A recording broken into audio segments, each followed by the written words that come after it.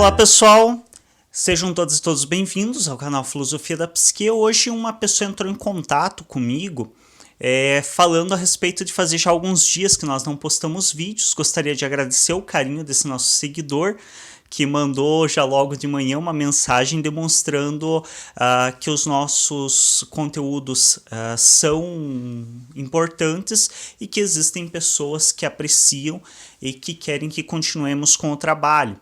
E em função disso eu me comprometi a gravar um vídeo hoje a respeito de um assunto que eu já vinha pensando em fazer algo e que devido a esse pequeno impulso do nosso seguidor me estimulou ainda mais a estar gravando e postando hoje a respeito da supervisão clínica. Então eu separei 3 tópicos principais para falar a respeito da supervisão clínica, que é o que é a supervisão clínica, para que serve e como que a escrita de relatório ela pode ser uma substituta temporária em algumas circunstâncias. Então, a supervisão clínica ela ocorre mesmo após a formação. Ela é parte do processo de formação principalmente do curso de psicologia, mas também a formação em psicanálise passa pela supervisão clínica, que é um processo no qual a pessoa atende, no caso o estudante ou o profissional atende o paciente e leva um certo relatório a respeito do atendimento para uma pessoa que tem um olhar diferenciado para que essa pessoa possa analisar quais são os atravessamentos do próprio terapeuta e as contratransferências. E aí muitos falam, o supervisor tem que ser alguém mais experiente, tem que ser alguém melhor qualificado do que o profissional que está atendendo. Não necessariamente, o supervisor pode sim ser alguém de igual para igual, porque a questão principal da supervisão não é ser um professor, não é alguém que tem mais, digamos, entre aspas, competência ou capacidade teórica do que o terapeuta para estar supervisionando, mas sim alguém que tem um olhar diferenciado. Essa é a principal e mais importante característica do supervisor. Ele deve ter um outro olhar, um olhar externo àquele processo terapêutico, porque o paciente está imerso e não é função do paciente cuidar da parte teórica do atendimento, isso é função do terapeuta, mas o terapeuta também está imerso naquele atendimento junto com o seu paciente. E muitas vezes esse terapeuta ele é atravessado por uma contratransferência, ele é atravessado por conteúdos do paciente sem nem mesmo se dar conta. Então muitas vezes esse terapeuta ele chega atrasado para o atendimento só de um paciente, que ele nem se toca disso. É quando ele vai falar para o supervisor dele, poxa, hoje eu cheguei uns minutos atrasados. Aí o supervisor para daquela olhada e diz, tá, mas você já relatou no nosso encontro anterior que você chegou atrasado na sessão anterior. Quantas sessões você já chegou atrasado desse paciente? E todos os pacientes você chega atrasado ou foi esse especificamente que você chegou atrasado? Então isso dá um outro olhar externo para esse terapeuta de que, opa, pera lá, por que só com esse paciente eu chego atrasado nos atendimentos? Ou por que esse paciente eu fico olhando o tempo de atendimento a todo momento? Sendo que, de maneira geral, eu atendo os pacientes, eu não fico olhando para o relógio, mas quando eu vou atender essa pessoa, eu fico olhando o tempo todo no relógio para saber se falta muito para encerrar o atendimento. Por quê? Ou tem alguma palavra que eu sempre utilizo com esse paciente que não faz parte do meu vocabulário comum. Então, esses aspectos são importantes de serem avaliados por um supervisor, porque o próprio terapeuta, como está imerso e é parte desse processo, não consegue muitas vezes ver isso. Então é como quando nós vamos para a nossa terapia. Por que nós precisamos do terapeuta e não conseguimos analisar o nosso próprio funcionamento psíquico? Justamente porque nós estamos imersos nesse funcionamento. E isso faz com que nós tenhamos resistência e dificuldade em notar os nossos atos falhos. E nós só notamos o que é mais escrachado, o que é mais evidente. Aquilo que de fato é mais significativo, que tem um pouco, digamos, um pouco mais de sutilidade, nós não damos conta. de estar verificando e de estar visualizando. Por isso nós precisamos do terapeuta. Igualmente, em relação à supervisão, nós conseguimos detectar muita coisa da nossa contratransferência em relação aos pacientes. Porém, a nossa resistência também atua. E nem tudo nós vamos conseguir lidar e verificar. Por isso é importante a supervisão. O outro aspecto que eu guardei aqui, anotei para comentar o que serve, creio que isso já ficou um pouco evidente também no que eu expliquei anteriormente. A supervisão ela serve justamente para que você analise essa contratransferência e consiga ou mudar de posicionamento, ir para a tua terapia, resolver o que é conteúdo teu e você está projetando no teu paciente e desse modo não interferir negativamente no atendimento do teu paciente, ou quando a situação é muito extrema e você vê que realmente você não vai dar conta, que está tendo muito atravessamento, encaminhar. E acredite, não importa o quanto possa parecer um prejuízo, entre aspas, você encaminhar um paciente. Porque eu tenho poucos pacientes, eu vou encaminhar um dos poucos pacientes que eu tenho, eu vou deixar de atender. Muitas vezes, aliás, quando existe a contratransferência, em 100% das vezes, vai ser muito mais vantajoso para todos que você encaminhe esse paciente do que você tentar atendê-lo se você não está dando conta da contratransferência. Porque tentar atendê-lo, primeiro, é antiético, vai resultar em um péssimo resultado para esse tratamento, que vai, além de prejudicar o teu nome como terapeuta, vai prejudicar a saúde psíquica do teu paciente, que é algo inadmissível que aconteça, e você também vai ter sérios problemas, porque querendo ou não são conteúdos seus também que estão sendo movimentados de maneira inadequada e isso vai resultar em consequências. Então sim, quando você não dá conta de atender um paciente, tem que encaminhar, não importa se é teu único paciente. Se você não dá conta dos conteúdos, se você não consegue resolver isso na tua própria terapia, você vai ter que encaminhar. E eu coloquei que também existe um certo aspecto da escrita de relatório que pode ser um substituto temporário à supervisão. Isso é bem entre aspas, que fique claro. Não é uma substituição à supervisão, a supervisão é de extrema importância, como eu comentei. Nós sempre vamos apresentar resistência aos nossos próprios conteúdos, então nunca vai ser fácil nós analisarmos o nosso próprio conteúdo. Porém, de início também existe uma coisa que não é nem a escolha ou a resistência. Às vezes a gente diz, né, principalmente muitos terapeutas dizem que o paciente está com resistência de vir à terapia, por isso que ele diz que não pode pagar a terapia, ou por isso que ele diz que não tem horário para fazer terapia. Parte muitas vezes é resistência, mas temos que lembrar que existe uma coisa da ordem da realidade. Se um paciente tem que escolher entre comer e pagar a terapia, ele deixar de fazer a terapia na resistência, é questão de sobrevivência.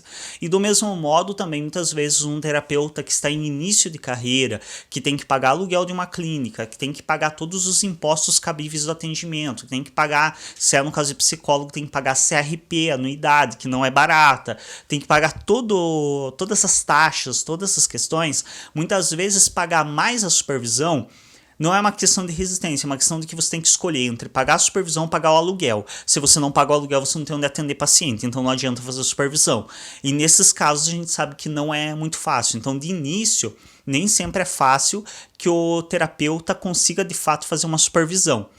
Nesses casos, não é substituto total, mas é um substituto parcial e totalmente indispensável, se não é possível fazer a supervisão, é a escrita de relatório, e não relatório para ser encaminhado para alguém, não relatório até mesmo porque isso é antiético de você encaminhar um relatório para alguém que não seja o seu supervisor.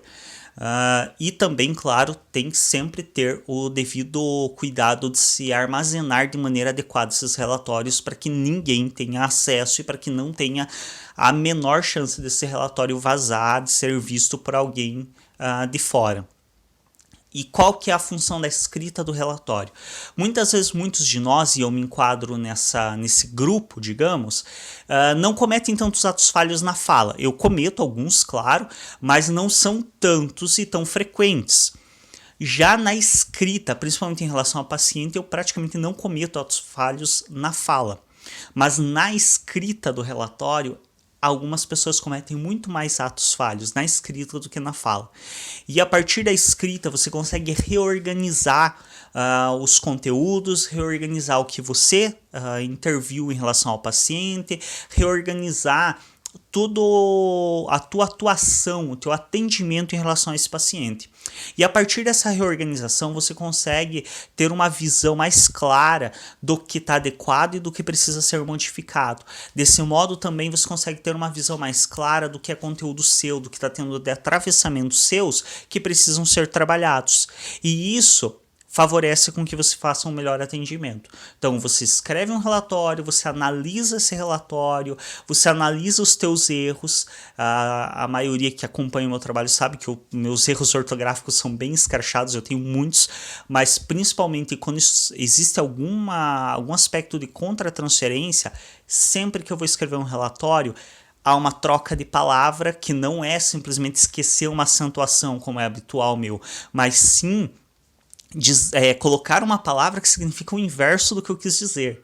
E é nessas horas que você tem que analisar isso, olhar e falar o que ocorreu aqui. O que tem de atravessamento meu aqui, para que você entenda e possa utilizar a contratransferência a favor do atendimento e não de forma que prejudique o seu paciente. E eu tenho reafirmado isso em todas as circunstâncias nas quais eu me manifesto, tanto oralmente quanto de maneira escrita em relação à psicanálise. A transferência, a contratransferência é dada. Eu tenho afirmado isso, tenho batido o pé e tenho feito um certo enfrentamento em relação a isso, apesar de na época freudiana, o Freud ele ainda colocar que às vezes acontece a contratransferência, às vezes não tem, às vezes acontece a transferência, às vezes não tem uma transferência adequada do paciente, não tem uma transferência adequada, mas a transferência por si sempre vai existir. Então a transferência contra a transferência, ela é dada. Se o sujeito te procurou como terapeuta é porque já houve uma transferência de algo ali, ele já transferiu para você uma crença de que você pode auxiliá-lo em alguma coisa, caso contrário ele não teria te procurado. Se você atende esse paciente, qualquer aspecto, alguma coisa que você pensou no meio da sessão de conteúdo seu, ou se você está muito distraído na sessão, tudo isso é contra-transferência. E tudo isso já ocorre no processo terapêutico por si, ocorre a transferência e a contra-transferência.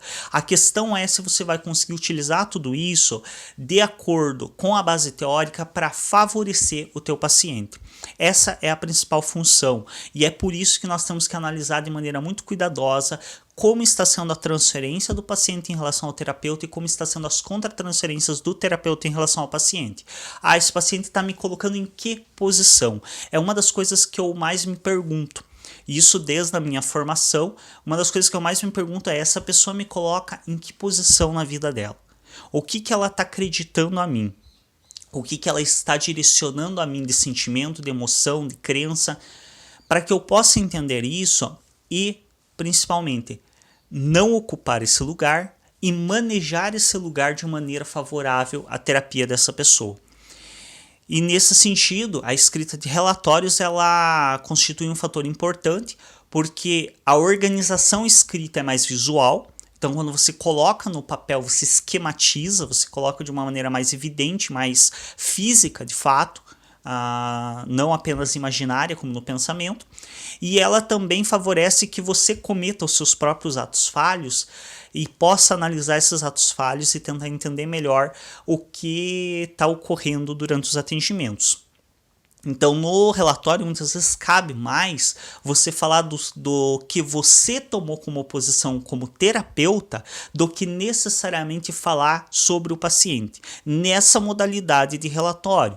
Quando estamos falando em relatórios de instituições, relatórios de formação, é outra dinâmica. Mas nesse tipo de relatório, como um substituto provisório da supervisão, é mais importante que o terapeuta coloque qual foi a posição do terapeuta durante a sessão do que necessariamente o que o paciente falou. Porque o que você quer analisar, o que o paciente está te falando, você analisa durante a sessão e você até pode analisar nesse momento, mas é mais benéfico para o teu paciente nesse momento que você analise o que é conteúdo seu, que você analise qual é o teu posicionamento dentro da atuação clínica, para que você saiba se você está tendo um posicionamento ético, se o teu posicionamento tem algum atravessamento pessoal, algum atravessamento de conteúdo seu, e o que você precisa fazer com isso. Se você precisa levar isso para uma supervisão com uma outra pessoa, que muitas vezes não vai ter escapatória, ou se você precisa levar isso para a tua própria terapia. Lembrando, supervisão e terapia são completamente distintas. Uma é o terapeuta fazer a sua própria terapia, seguir em análise com outro terapeuta, onde ele vai trabalhar conteúdos da sua vida pessoal, onde ele vai trabalhar seus conteúdos emocionais. É diferente da supervisão, onde ele vai trabalhar os conteúdos emocionais do paciente e o que está tendo de atravessamento dele em relação ao paciente. Então são duas coisas bem distintas. E óbvio, como eu falei, a escrita de relatório, ela é eu não gosto da palavra quebra-galho, mas é isso que é. E infelizmente com essa mesma conotação, porque ela não é algo resoluto, não é algo indefinitivo. A escrita de relatório, ela é algo provisório até que você tenha condições financeiras e estabilidade como terapeuta de buscar uma supervisão com outro profissional. A supervisão, ela é indispensável. Sempre precisa fazer supervisão? Não. Isso também é um grande engano. É como quando dizem que sempre todo mundo precisa de terapia. Eu tenho sério asco quando eu escuto isso, porque isso vulgariza muito a terapia. É o mesmo que dizer que todo mundo precisa tomar remédio, que todo mundo... Não, calma lá. Calma lá. As pessoas precisam de terapia quando elas não estão dando conta da sua vida emocional. Se a pessoa consegue se resolver no dia a dia dela com os seus conflitos, ela não precisa de terapia. Ela pode fazer terapia. É benéfico para ela? Possivelmente. A terapia é algo que dificilmente vai fazer mal para a pessoa. Então, a pessoa, por mais que ela tenha um certo sofrimento por estar trabalhando com conteúdos emocionais pesados, mas a resolução da terapia espera-se seja mais benéfica para essa pessoa e possibilita ela uma vida mais agradável, mais efetiva, mais dominada por ela própria. Do mesmo modo, a supervisão dificilmente vai ser prejudicial para o atendimento de um terapeuta. Então a tendência é que sim, se você faz supervisão, o teu trabalho tenha uma maior qualidade, tenha uma melhor competência. Porém, daí a dizer que a supervisão é obrigatória, eu tenho meu pé atrás. Ela é sim obrigatória quando o terapeuta se dá conta que, por exemplo, o atendimento não está andando, então está muito travado. Eu não estou conseguindo fazer intervenções adequadas com o meu paciente, eu não estou conseguindo enxergar que conteúdos estão atravessando o meu paciente. Bom, aí podem ter atravessamentos seus, e aí sim é indispensável se fazer a supervisão, mas não que necessariamente ela seja uma obrigatoriedade em todos os casos. Existem casos que você está bem resolvido com os conteúdos em relação àquele caso e não vai ter muito atravessamento seu e você vai dar conta como terapeuta, mas existem sim casos que você vai perceber que a coisa não está caminhando, você mesmo começa a perceber que está tendo coisas suas durante o atendimento, atos falhos seus, você não está conseguindo entender direito o que o paciente está te trazendo, sendo que você não tem problema da audição, sendo que você não tem problema com a dicção do paciente, você percebe que é uma questão tua, que faz com que você não entenda certas coisas que ele diz, que faz com que você não entenda certos aspectos da vida daquela pessoa, que faz com que você se atrase para atender aquela pessoa, ou que fazem com que você queira encerrar a sessão antes, ou fazem com que você se sinta extremamente cansado após o término da sessão. Tudo isso é possivelmente atravessamento do próprio terapeuta e precisa sim ser levado para supervisão. Parte disso pode ser entendido a partir do relatório, pode ser favorecido se trabalhar com isso, mas não é substituto. Então o relatório ele não é substituto à supervisão. É preciso sim realizar a supervisão nesses casos. É isso, obrigado pela atenção. Se não for inscrito ou inscrito no nosso canal, se inscreve, ajuda a divulgar os nossos vídeos para chegar a mais pessoas. Nossos vídeos têm tido uma audiência baixa para as expectativas que eu tenho.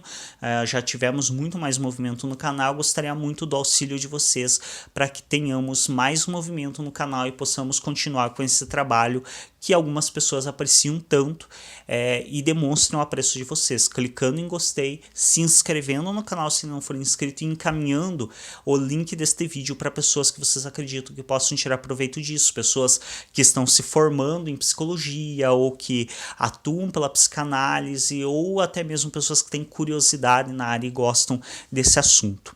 Até mais, até um próximo vídeo, muito obrigado pela atenção.